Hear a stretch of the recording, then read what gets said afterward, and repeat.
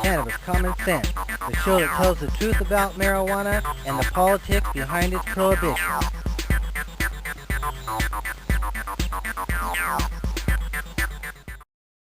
Hello and welcome to another exciting edition of Cannabis Common Sense. We have another great show for you tonight. I think this is show 1185 since 1996.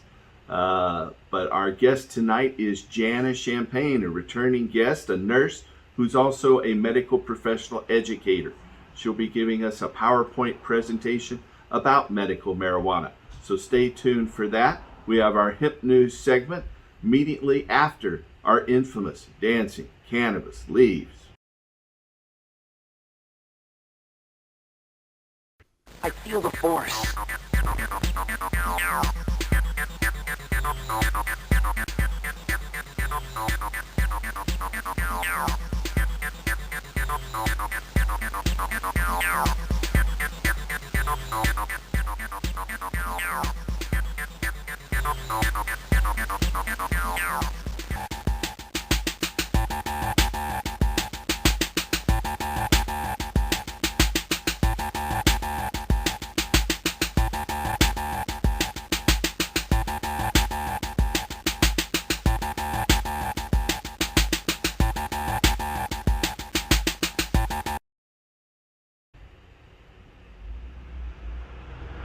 Okay, our first story tonight's from Washington, D.C. States that have legalized the sale of cannabis for either medical or adult use have collected more than $8.7 billion in marijuana-related taxes since 2021, according to calculations compiled by the federal government. The analysis includes tax revenue estimates through the second quarter of this year. However, the report's authors acknowledge that not all sales states provided up-to-date data, meaning that the total amount of state taxes collected during this period is likely higher than the $8.7 billion.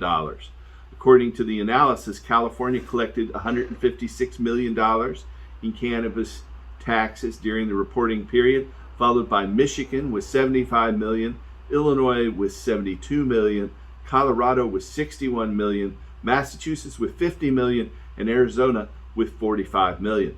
A prior analysis published earlier this year reported that retail sales of adult cannabis products have generated more than $20 billion in state tax revenue since 2014. The tables from this report are available from the United States Census Bureau. Our next story is from Alexandria, Virginia. Likely voters in Arizona and Nevada strongly support allowing adults to use marijuana and other related reforms.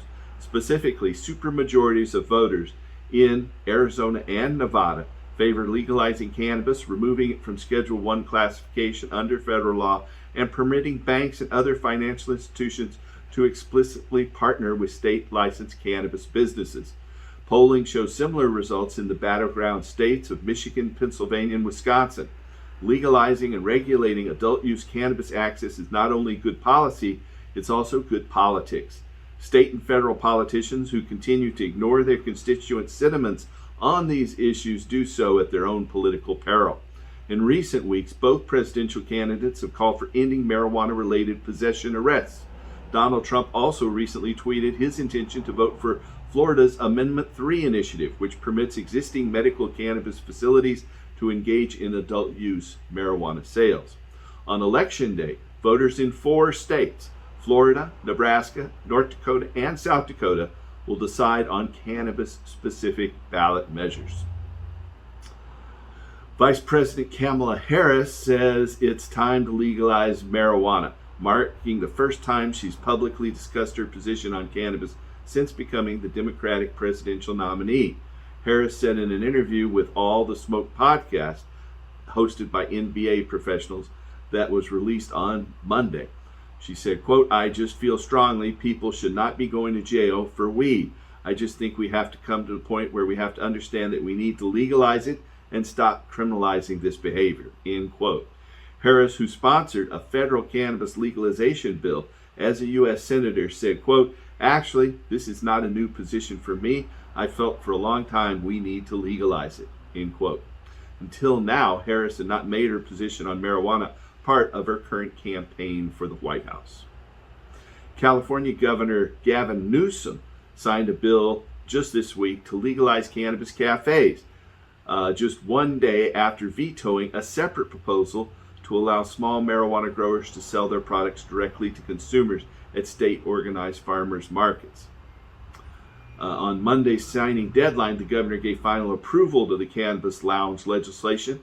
He also signed a series of modest reform proposals over the weekend, including a proposal to make it so medical marijuana donated to low-income patients is tax-exempt, and another measure to prevent what advocates call the double taxation of marijuana by restricting the ability of local governments to calculate their cannabis levies after state taxes have already been applied. From the Cherokee Nation on the border of North Carolina and Tennessee, members of the North Carolina Eastern Band of Cherokee Indians have begun selling cannabis products to patrons aged 21 and older, regardless of whether they're members of the federally recognized Indian tribes. Tribal members initially began selling marijuana products to authorized patients in April. In July, they began engaging in adult use sales exclusively to other tribal members. Earlier this month, they expanded sales to anyone over 21 years of age. That day, an estimated 4,000 customers were on hand to purchase cannabis products. According to the data published in May, the trade journal Marijuana Business Daily, federally recognized tribes are currently operating cannabis businesses in 9 states: California, Michigan, Minnesota, Nevada, New Mexico, New York, North Carolina, South Dakota, and Washington State. Neither the recreational use nor the medical use of cannabis is permitted in North Carolina. Statewide polling shows that 78% of North Carolina voters support legalizing cannabis for eligible patients. In response to the Cherokee tribe's actions, North Carolina Republican Congressman Chuck Edwards introduced federal legislation seeking to withhold federal funding for jurisdictions that permit marijuana sales. The bill is not anticipated to receive a hearing, however. In Ohio, back on August 8, nearly 100 licensed retailers began selling cannabis products to customers aged 21 and older. 57% of Ohioans decided in favor of a November ballot measure legalizing the possession, home cultivation, and retail sale of cannabis for adults. The initiative required retail cannabis sales to begin by September 7th this year. State officials are to be commended for moving this process along in a relatively expeditious manner. Retailers provide customers with the option of obtaining lab-tested products in a safe, regulated environment. Adult use marijuana sales are anticipated to generate between $276 million and $403 million in annual tax revenue within 5 years in Ohio. Ohio is the 24th state to enact marijuana legalization and the 14th to do so via voter initiative. Out of Chicago, Illinois, justices on the Illinois Supreme Court have ruled that a police officer may not conduct a warrantless search of a motor vehicle based solely upon the smell of burnt marijuana emanating from the vehicle.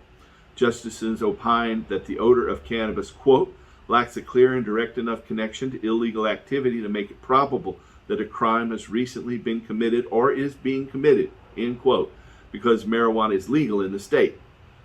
They further acknowledged that the defendant in the case exhibited no sign of marijuana-induced impairment and that the arresting officer failed to identify either cannabis or cannabis paraphernalia in plain view. The Illinois Supreme Court concluded, quote, we hold that the odor of burnt cannabis is a fact that should be considered when determining whether police have probable cause to search a vehicle, but the odor of burnt cannabis standing alone without other inculpatory facts does not provide probable cause to search a vehicle, end quote. Courts in several other states where cannabis is legal for either medical or adult use purposes, including Delaware, Maryland, Minnesota, Pennsylvania, and Vermont, have similarly determined that the odor of marijuana, absent other evidence of a crime, does not provide probable cause to justify a warrantless search of a motor vehicle. On the other side of the world, a Senate committee in Pakistan on Monday unanimously approved a bill to regulate the cultivation and production of cannabis in Pakistan.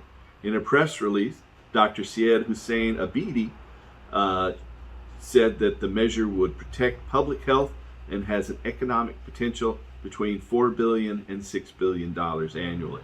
The measure would create a cannabis control and regulatory authority, which would be tasked with advising Pakistan's government on cannabis policies, preparing annual reports on the implementation of the policies, and suggesting amendments to legislative proposals and regulations. In the Ukraine's medical cannabis legalization policy took effect on August 16th. The Kyiv Independent reports. The change in cannabis policy comes as the country continues to defend itself against Russia, which launched an invasion against its neighbor in Ukraine more than 2 years ago. Under the policy, military veterans with post-traumatic stress disorder and cancer patients are allowed to purchase and utilize medical cannabis as long as it's prescribed by a doctor. Experts say that about 30% of the soldiers in Ukraine may be impacted by post-traumatic stress, and the Ukrainian electronic healthcare system indicates a significant increase in the number of post-traumatic stress patients in the last 2 years. In Thailand may drop its plan to relist cannabis as a narcotic and could instead seek to better regulate the adult use market. The move is a significant departure from a proposal endorsed earlier this year by Prime Minister Srettha Van Vissen to undo the country's 2022 cannabis decriminalization policy, under which a robust but largely unregulated industry had grown. Deputy Prime Minister and Minister of the Interior Antonin Charnavakul, who is a member of the Narcotics Control Board, has said he opposes the effort to recriminalize cannabis and previously pushed for the country's decriminalization policy while serving as Minister of Public Health from 2019 to 2023. Earlier this year, cannabis entrepreneurs and business owners in Thailand said they were considering lawsuits if the government were to relist cannabis as a narcotic, which would essentially shutter the entire industry. Here in Oregon, Oregon State University's Global Hemp Innovative Center recently received a $5.5 million grant from the U.S. Department of Agriculture's Agricultural Research Service to fund research into hemp-based foods, beverages, and other industrial uses of the plant. The grant funding will go in part toward developing hemp genetics that can adapt to the growing conditions of the western United States. Researchers will also investigate the possibilities for biodegradable packaging products and building materials, and even plant-based foods and beverages as part of a goal, quote, to develop multiple product streams from hemp with no remaining waste, just as been successfully done by the cotton, corn, and timber industries, end quote, the OSU Center's director, Jeffrey Steiner, said. The latest funding is the second federal hemp grant secured this year by the Global Hemp Innovation Center at the Oregon State University after the United States Department of Agriculture awarded the research center $10 million in March to fund a study partnering with 13 Native American tribes to investigate hemp's economic potential, develop sustainable supply chains, and enhance the hemp industry's role in tribal and rural economies. Our last story tonight is also from here in Oregon. Oregon voters will decide this November whether workers in the state's struggling cannabis industry should be allowed to unionize. The ballot measure, Measure 119, was organized by the United Food and Commercial Workers Labor Union, the UFCW, after state lawmakers this year considered but ultimately failed to adopt the reforms.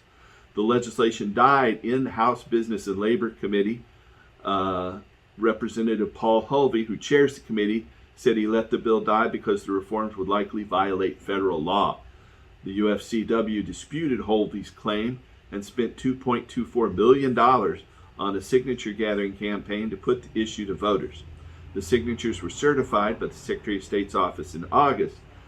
The UFCW also launched a recall campaign against Hulvey, who survived the recall but shortly afterward announced he would not seek re-election.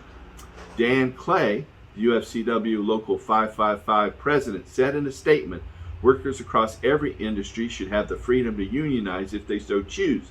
This ballot measure closes an age-old loophole that deprives that right to thousands of Oregon cannabis workers. Shady cannabis tycoons have taken advantage of an outdated law to strip workers' rights that are guaranteed to nearly every other American, end quote. Dan Clay and the United Food and Commercial Workers Union supported our move to legalize marijuana back in 2012 and 2014. Oregon was among the first U.S. states to legalize adult use cannabis, and its cannabis industry initially struggled from an oversaturation of licenses, which led to an oversupply issue. In March, lawmakers passed a bill to cap the number of cannabis licenses in the state and to keep the cap in response to market oversaturation. Industry sales declined in 2023 to $955 million from the state's all-time high of $1.2 billion in 2021. Well, that's the end of our hemp news segment tonight. I want to remind you that if you or a loved one are looking for a doctor to help get a medical marijuana permit anywhere in the United States, give us a call. Our number is 503-235-4606. That's 503-235-4606. Without further ado, we'll go to our interview with Janna Champagne. Thanks for watching and help us restore hemp. Good night. I'd like to welcome back to the show Janna Champagne. Janna is a longtime nurse who specialized in cannabis, who has direct experience in that. And Janna, you have a whole alphabet of letters there behind your name on this screen. Let me have you go ahead and tell us what all those mean. Sure, of course. And thank you for the introduction, Paul. I'm so pleased to be here and talking with you and your subscribers again. My name is Janna Champagne. The letters are board certified master herbalist. I have a diplomate in medical cannabinoid science and a bachelor's of science in nursing. And of course, I'm a retired RN now. I actually just returned to graduate school to get a master's degree in integrative and functional medicine, which is much more receptive to the plant medicine approach, which of course is my specialty as a medical professional. So thank you for having me today to talk about educate and advocate and how these tools are so important when we're working in the cannabis industry. There's just a few learning objectives that you can expect to take home from today's presentation. So I'm going to be talking a lot about the importance of educating medical professionals on cannabinoid science. And what is behind this is the fact that the endocannabinoid system in our body and the science around that we have been collecting since 1992 when it was discovered is still being omitted from more than 90% of medical and nursing school curricula. So what this means is that our doctors and nurses are not learning about the endocannabinoid system, which really explains how cannabis can be so beneficial as a medicinal intervention. So they're really missing such a big piece of how our body works through this omission. We're also going to talk about how research supports improved cannabis patient outcomes when patients receive competent medical guidance and how we don't have a lot of resources to do so because of the lack of education of our medical professionals. So it's really like, is it the chicken or the egg? I think it kind of is both in this instance. We're going to talk about common misconceptions amongst these miseducated medical professionals and education strategies to help crack open their medical paradigms and be more accepting of cannabis as a medicinal tool. We're going to talk about the needs for medical cannabis advocacy, and we need support for cannabis patients for sure, but also for our medical professionals. We still have medical professionals that are suffering discipline and licensure loss for doing ethically the right thing by cannabis patients. And so this is a big issue that we're going to talk about today. And I'm also going to review a recent success in advocacy with the Oregon State Board of Nursing that was tackled by myself and attorney Leland Berger here in Oregon as well. And so we're going to end it with some good news. So my journey is pretty interesting. It began in 2012 as a cannabis patient who happened to be a nurse when I was seeking alternatives to opioid pain medications because I had seen what happens to patients that choose that path for chronic pain. And we happened upon a grower friend that had some trim, and my husband made me some good old RSO back in the day from white widow flower, which happened to be amazing for my pain. And to my surprise, the flower went on to do so much more than just alleviate my pain. And within about 6 months of starting pretty intensive RSO therapy, my lupus labs actually seroconverted. And so as a nurse, this really got my attention. I was trying to understand how this plant could reverse an autoimmune disorder, which is something we don't expect with the mainstream approach. It would be considered pretty rare for just the pharmaceuticals to reverse autoimmune disease. And so I started diving into the research and learning all of these studies and learning this science that they failed to teach me in nursing school. So I became pretty comfortable with the plant and its uses and the research surrounding it. I actually found research that supports that intensively dosed THC can be immunosuppressive and calm down autoimmune. So there was actually an answer to my specific question in all that research. I'm also a special needs mom. I have a 22-year-old daughter with autism, and about a decade ago, she went into what we call a puberty crisis, common to about 50% of kids with autism when they come of age. The hormones added to that mix can result in almost overnight escalation of behaviors. In our case, my daughter was suffering quite a lot. She was self-injuring. She was beating up everybody she could get her hands on. She destroyed my house. We had holes through walls, holes through doors, pretty severe situation. And when I compared cannabis with the pharmaceuticals for autism, which are antipsychotics, terrible side effects, even life-threatening potential with the side effects, and had learned so much about cannabis and its unsurpassed safety profile, that cannabis was naturally what I decided to try for her first. And thankfully, it was very effective. It alleviated her behavior crisis, made our life manageable, and actually spared her out-of-home placement for safety issues. So these are my main passion makers. This is what drove me to enter the cannabis industry as a professional. So I'm very passionate driven, and what I have committed to do is follow cannabis patients' outstanding needs because they are profound. There's a lot of them out there. And my first role was in 2014 as a grower and caregiver. Once I could, lift up buckets of water and, do all of the physical care needs of the plants. Once I could do that was 2014. That's when I started growing. And as I was caregiving for patients, I saw a lot of really profound outcomes. If you want more information about my story, that is my Media Kit website across the bottom of the screen, just jannachampagne.com. And there's a lot more to it, but there's a good overview. So my cannabis industry roles today include patient education. I do one-on-one consulting to help patients optimize their health outcomes with cannabis therapy and other herbal medicines as well. I've served thousands of patients through my business integrated holistic care. I'm considered a clinical application specialist, and I also mentor other medical professionals on approaches with patients to help improve their outcomes of cannabis. I have a free nurse hotline that I offer through cannabisnurseapproved.com, which also certifies optimal therapeutic quality cannabis products, which are kind of hard to find. I'm an author. I've written articles that are published in the American Journal of Endocannabinoid Medicine. I'm a contributor to the first textbook for nurses teaching the endocannabinoid system. I also do a lot of medical professional cannabis education, and I have accredited courses through Cannabis Nurses Network, where I'm a founding member. I'm also a college professor. I teach for John Patrick University. They have a master's and bachelor's of integrative medicine with cannabinoid science concentration. So pretty cool to be in a trailblazing program that way in academia. I also have a nonprofit, Autism Safe Haven, that is committed to cannabis inclusive autism care resources. And I do a lot of patient advocacy through Oregon cannabis legislation and the Oregon State Board of Nursing. That article is my daughter's story from 2017, which published on the cover of a cannabis magazine sold in Barnes & Noble nationwide. That was kind of my coming out of the closet moment. And there's the link for that. And I heard Paul chirp in. Did you have a question? Oh, I just said it certainly was. You're doing great. No question. Thank you. Okay. I if I need to take a breath, just say so. Okay. So I want to review some of the common misconceptions that we find in mainstream medical professionals that don't have a lot of experience with cannabis.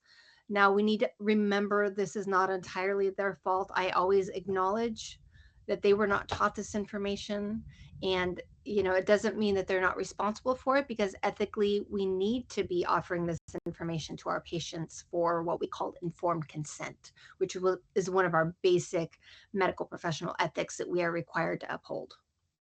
So naive medical professionals may believe that cannabis is a snake oil or a fix-all. This is because they don't understand the endocannabinoid system.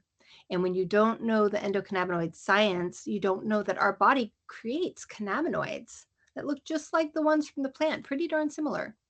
And that when we produce enough of these endocannabinoids, we tend to have homeostasis or optimal health balance. That's the job of the endocannabinoid system, is to keep our body in balance. The underlying cause of all disease and illness is imbalances. So this really explains why supplementing with cannabis, which can seamlessly fill in when somebody can't produce enough internal or endocannabinoids, is going to promote systemic balance. It's going to promote balance in every other system of the body. That's why I call it our motherboard. The endocannabinoid system is our motherboard system.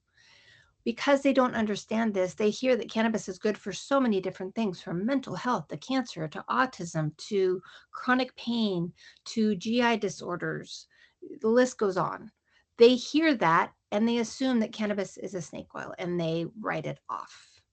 So we do have a professional integrity and a responsibility to make sure that we are helping patients not be preyed upon by snake oil types of products. So they think they're following their integrity here, but realistically, they just have not been educated. Some medical professionals are scared of cannabis because it's Schedule 1 placed federally, and they don't realize the history of cannabis clearly reflects that the Schedule 1 placement is complete hypocrisy. It does not fit. It was done for profit purposes, and it is not in the best interest of our patients. So objectively, cannabis meets 0 of the 3 criteria for federal Schedule 1 placement. These are supposed to be the worst of the worst drugs that are life-threatening, and harmful is on that list. Actually, if you go to the DEA website right now and look up cannabis deaths, it will tell you there have been 0 ever. So our own federal government acknowledges that cannabis is not harmful. It has to have no accepted medical use. Once again, our government is in complete hypocrisy because they actually carry patents for the medical use of cannabis. The most infamous is probably 6630507. I think that one is expired, but there's several others as well. So our government, when it's patent and it's to their benefit to believe that cannabis has medical use, well, they're all over it. They're going to patent it and make whatever profit they can off of that. But when it comes to having free access to patients because it has medical use and is not harmful, they want to be able to regulate that. Basically, I believe because cannabis is the number 1 competitor to pharmaceuticals. And we see this when patients start cannabis, they reduce the pharma usually. So it's really, like I said, profit driven, and pharmaceuticals are the number 1 contributors to political campaigns. So by the politicians protecting the pharmaceutical companies by keeping cannabis Schedule 1, they're actually making money off of that. They also say that cannabis is highly addictive. That's one of the parameters for Schedule 1. And we have research supporting that cannabis is less addictive than things like sugar and caffeine, which of course are readily available over the counter for anybody to purchase. So once again, there is an argument about psychological addiction, which could be true of many different substances where somebody is using it as an escape. If someone is not meeting their responsibilities, and this is part of the mix, it could be that they need some counseling on, optimizing their function through using the non-intoxicating compounds during the day and saving the intoxicating compounds for nighttime so they're not altering their normal function. There's, this common misconception that cannabis use will change baseline motivation in an individual and automatically decrease the function. Like I was just talking about, it's not automatic. There was actually research done on this that supports that cannabis does not change baseline motivation. This was done on a bunch of college students, and it showed that if they, had a previous energy level that would be considered, less active or even, more of a lazy person, that's what they would look like on cannabis. But if they were an A++ person and very self-motivated and, very intent on doing everything that they need to get done, that they would remain that way on cannabis. So it was very clear that cannabis is not necessarily or automatically an issue with motivation. They think that allowing cannabis in medical settings will risk their loss of federal funding. We have written confirmation from federal CMS debunking this perceived fear that they have, and we're still fighting it. We still haven't been able to get widespread acceptance that no, your federal funding is safe. You can serve cannabis patients. There's this common misconception that cannabis patients don't require medical oversight, that they can just go at it on their own and we don't need to worry about it. And, things, unfortunately, that leads to things like daily cannabis use being labeled cannabis use disorder because these doctors don't understand sometimes daily use is appropriate if someone has endocannabinoid deficiency and can't produce enough endocannabinoids. That would be a reason why we would want them using it every day. And it requires patients having competent medical oversight to understand these types of theories and issues.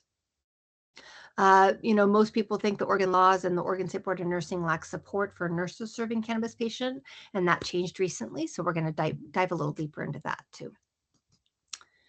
So cannabis patient outcomes, in my experience with thousands of patients, when they have competent guidance, they have improved quality of life and function, and they reduce their reliance on pharmaceuticals with de-escalation of their acute symptoms. Like, what is their priority when they come to me is always a question I ask. Are they in pain? Do they need sleep? Are they anxious? Are they depressed?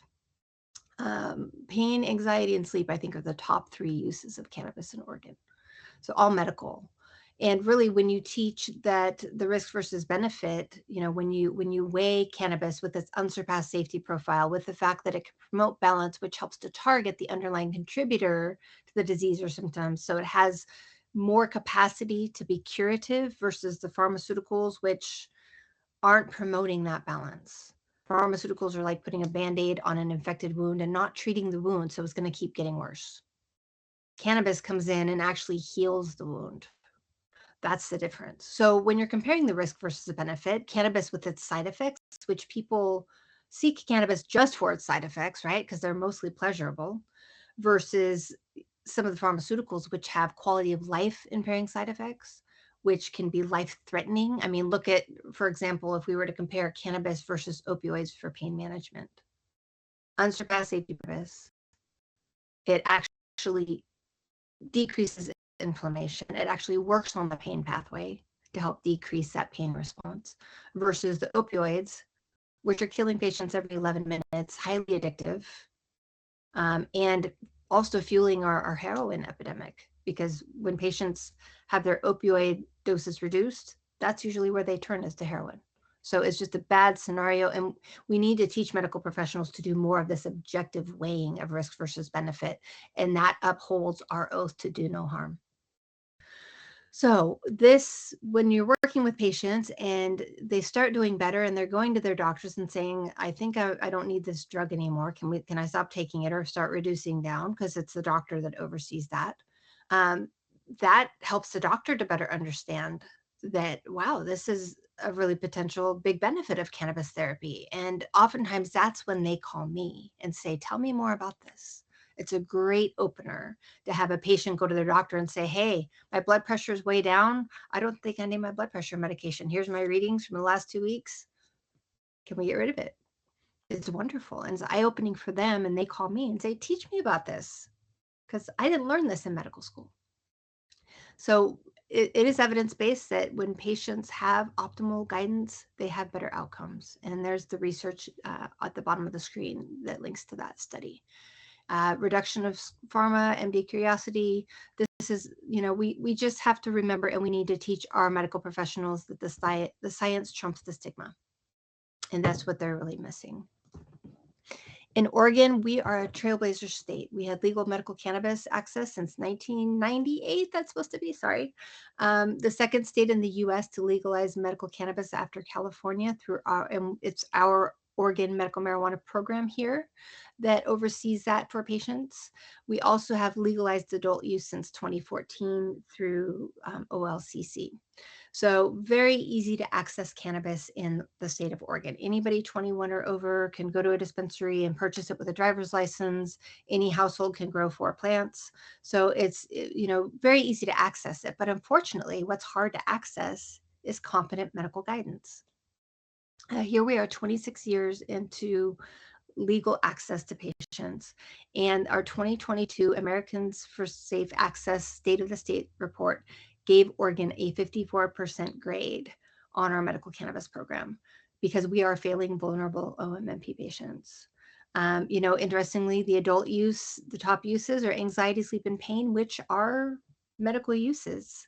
So what this reflects is that we have patients that are using OLCC and recreational access despite having to pay the higher taxes.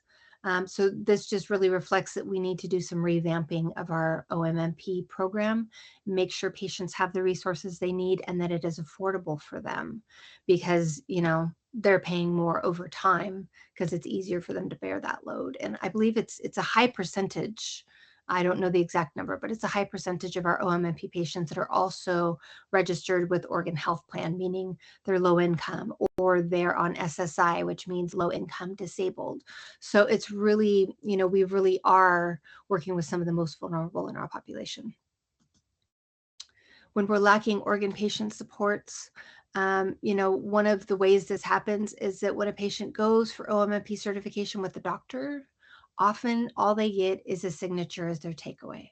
So this doesn't look like what we typically think of when somebody gets a prescription for a pharmaceutical. It has the exact product they should be purchasing. It has the dosage, it has the frequency, it has the route. Is it oral? Is it injected? Is it, what else might it be? An inhaler. So we don't get any of this information as OMMP patients from our doctors. There's really no guidance. There's no patient education requirements from these physicians. And they don't learn about what is optimal therapeutic quality cannabis. They don't learn that pharmaceutical interactions are the primary risk and that very avoidable just through some dose spacing. And we have the meloxicam case study that occurred in 2020 that also supports that any patient that is taking pharmaceuticals and wants to try cannabis should go through an assessment by a medical professional that understands those interactions and how to avoid them so that they can have better outcomes. So the meloxicam case study in 2020 was a patient who was using CBD combined with meloxicam. They share the metabolic pathway CYP450 for metabolism. And she was doing okay, even though they could have conflicted until she switched to a product that boasted enhanced bioavailability. It was a liposomal, so encapsulated in fat, which makes it more absorbable to the body. And when she switched products, that enhanced bioavailability seemed to translate to enhancing the interactions between the CBD and the meloxicam. And 3 days later, she began suffering a side effect of the meloxicam called Stevens-Johnson syndrome, which she actually died from a week in. So it is a terrible side effect. It's clear CBD somehow potentiated the meloxicam, and then that side effect emerged.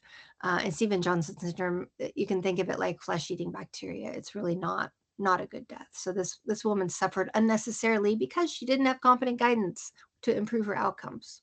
Spacing those products likely could have avoided that situation. So this is why it's so important that we are educating our medical professionals. It's not taught in their curricula right now. It's lacking support by licensing boards.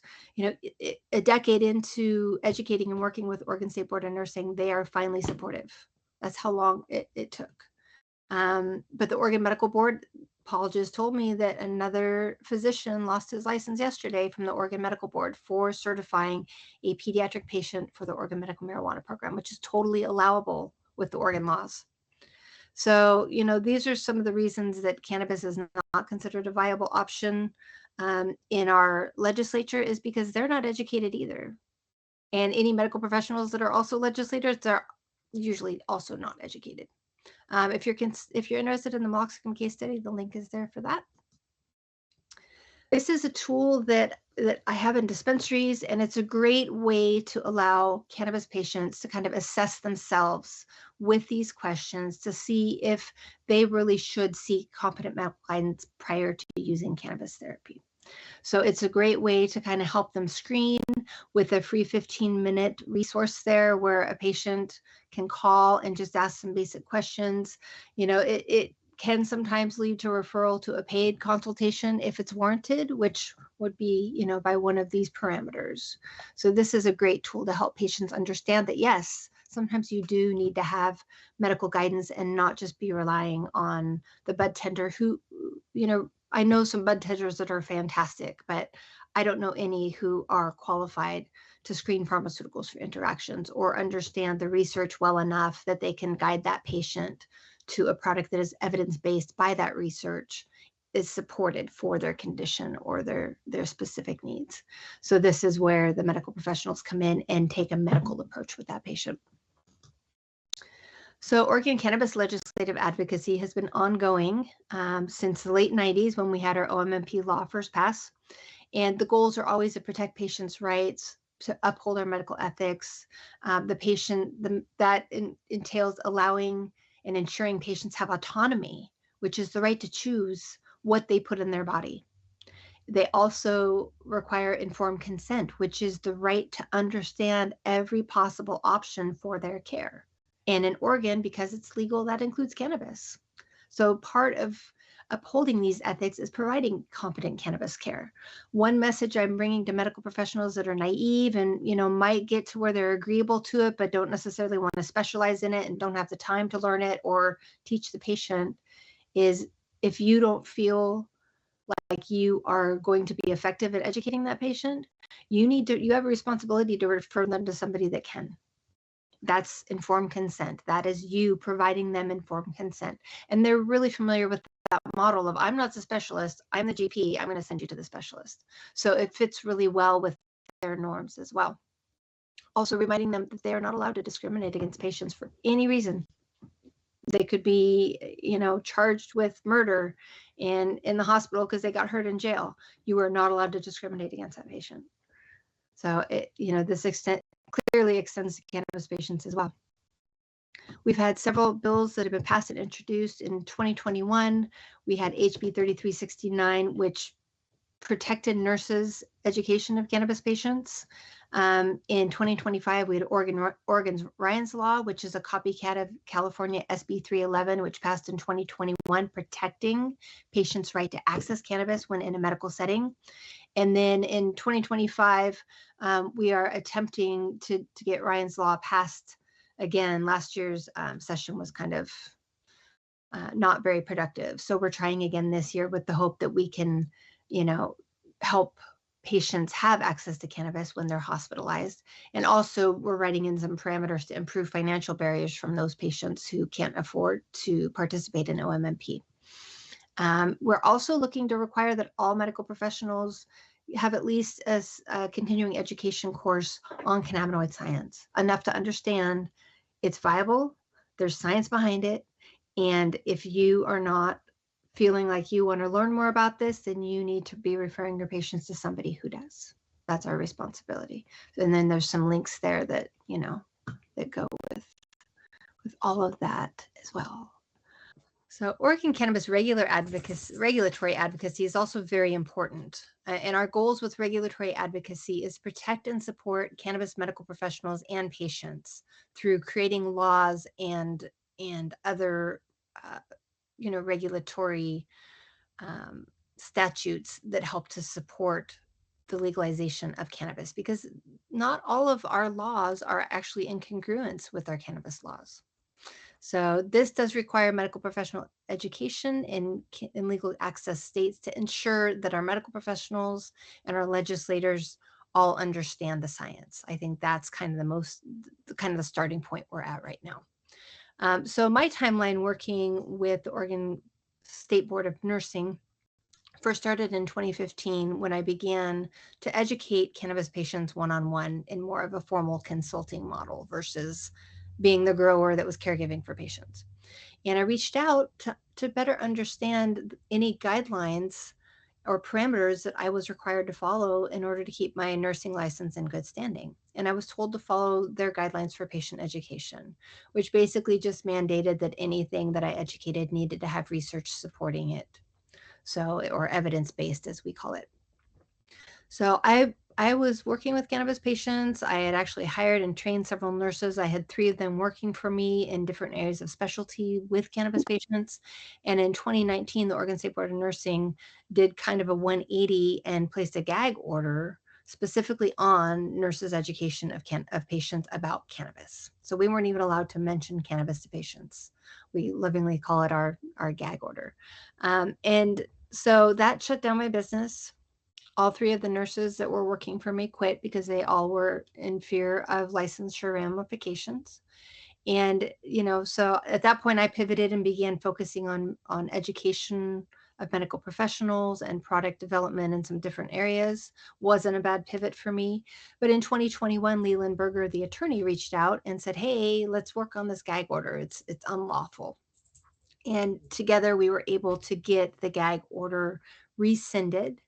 And that, that did go over well with them, but it was clearly unlawful. That was by the 2004 Conant versus Walters precedent that was set that protects medical professionals' right to freedom of speech.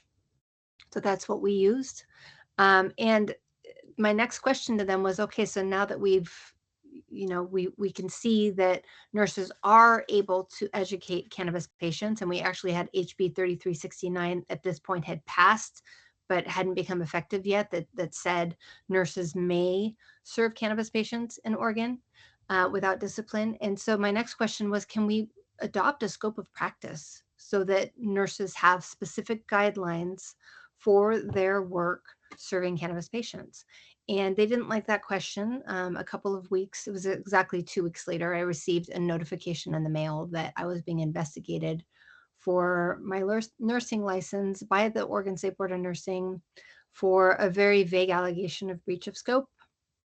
It was a little bit ironic because they couldn't tell me which of the hundreds of parameters in the Oregon Nursing Practice Act, which one of those they suspected, or which few they suspected I had breached. They couldn't give me a specific time frame. There was no specific patient complaint. There was no specific patient file.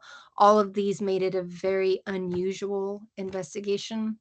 And the investigation did last about a year.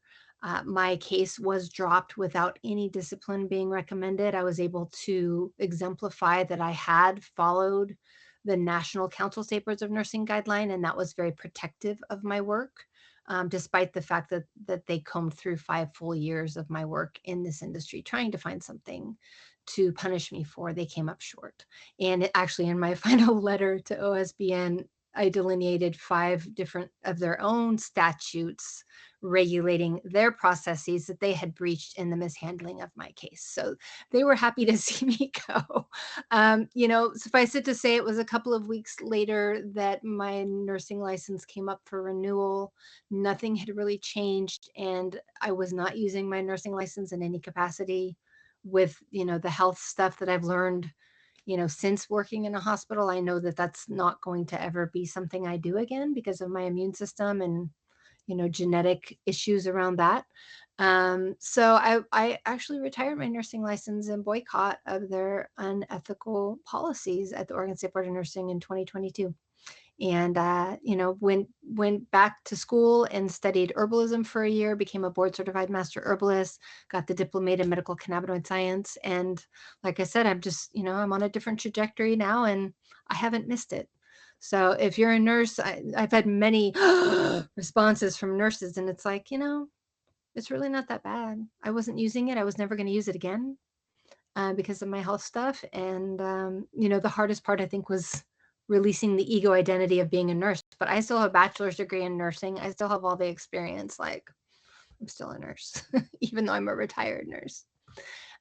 So that was my process with the Oregon State Board of Nursing, which has progressed. And I'm going to skip over really quickly down to progress. In July of 2024, under the guidance of a new executive director who was far more receptive to cannabis as medicine. The prior director was the one that really drove my investigation, and she was notoriously anti-marijuana, was a term I used to describe her.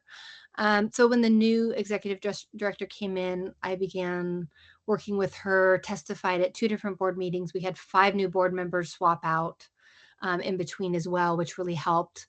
And in 2024, July of 2024, the Oregon State Board of Nursing finally declared support of cannabis nurses through adopting guidelines, the National Council State Boards of Nursing guidelines, to oversee and help us understand the parameters of our care with cannabis patients. So it took almost 5 years from the gag order to them adopting a scope, but it has occurred, and now we're starting to work with the Oregon Medical Board and see if we can get them, to be more supportive of doctors as well, and really align with the Oregon State Board of Nursing on this topic.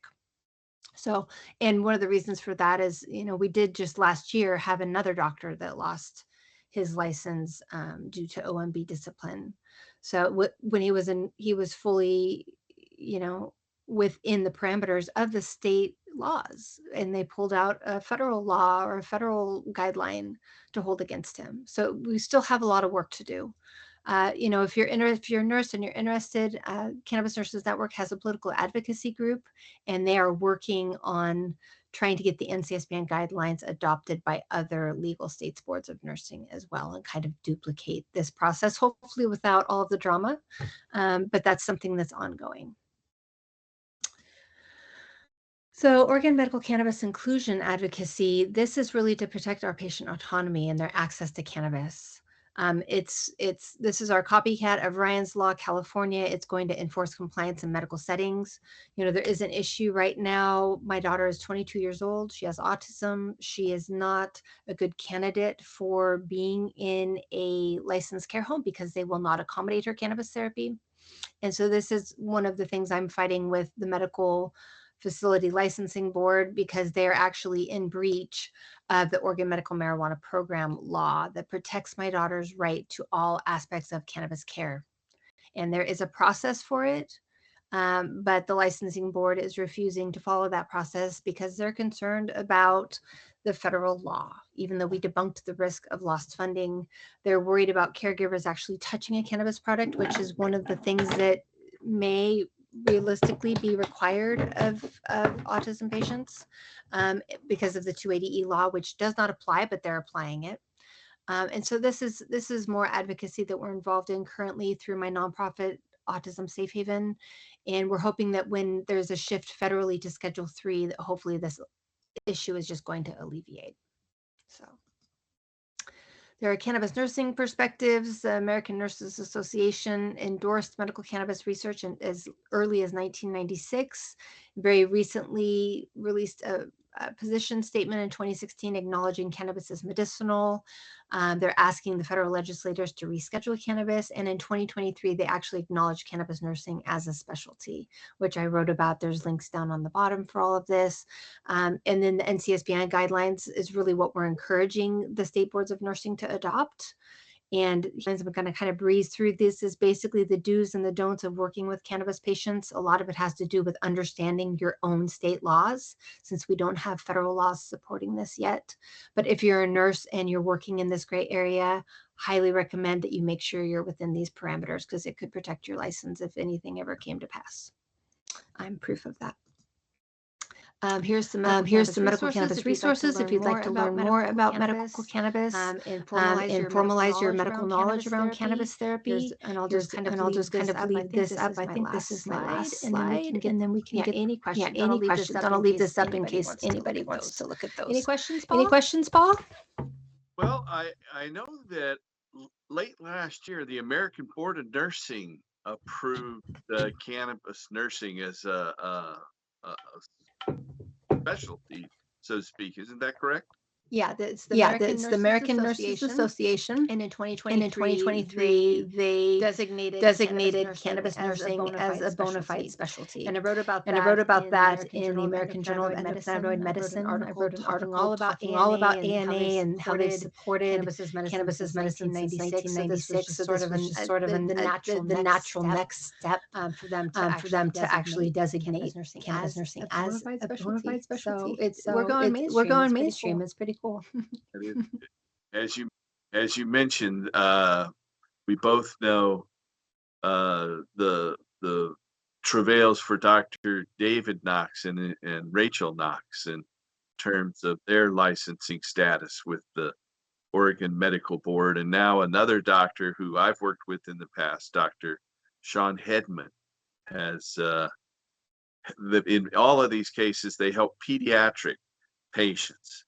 And the medical board has said against Oregon law that they're violating the American Pediatric Board's rules. What's your take on that? Well, our state laws are supposed to usurp the federal laws in regards to medical cannabis. So I don't understand why there are exceptions to that. I think it's very discriminatory against medical professionals that are serving cannabis patients. Some of it I believe is a lack of education and knowledge, like you said, but unfortunately in legislature, because we run into politicians who rely on the profits of competitors that that are competing with cannabis for patients using them. um, we do run into some willful ignorance too, where you're trying to teach and it's like they have their hands over their ears and I can't hear you. So it does get frustrating. And this is part of why I think educating medical professionals is the answer, because we need an army of medical professionals who understand this and can become advocates to help really educate our legislators. The more of us that can show up and testify at healthcare committee meetings and help them understand the science and understand the patient outcomes and what we have actually seen as medical professionals, and reminding them that, hey, we are to adhere to our medical professional ethics. We have even international codes that are protecting. The Nuremberg Code internationally protects patients' rights in the medical setting, and we need to be upholding those, or we can get in trouble as individuals regardless of our license. So I think we really just need people that speak up and are willing to put themselves out there and remind everybody what's logical and what's ethical, because that's really what's missing. So again, if someone out there wants to reach out to you, Janna, what's the best way to do that? So I'll click to my next page here, so you can contact me at jannachampagne.com, and I'm happy to talk with you. I do a lot of patient education still, and also medical professional education. So reach out if I can help you with anything at all. Happy to. And thanks so much for having me, Paul. This has been fun today. Good. Thank you. We had Janna Champagne, and we look forward to having you back sometime in the future. Thank you, Yes. Janna. Thank you so much, Paul. And the land is her flesh, and the water is her milk, and the oil is her blood, and we are her children.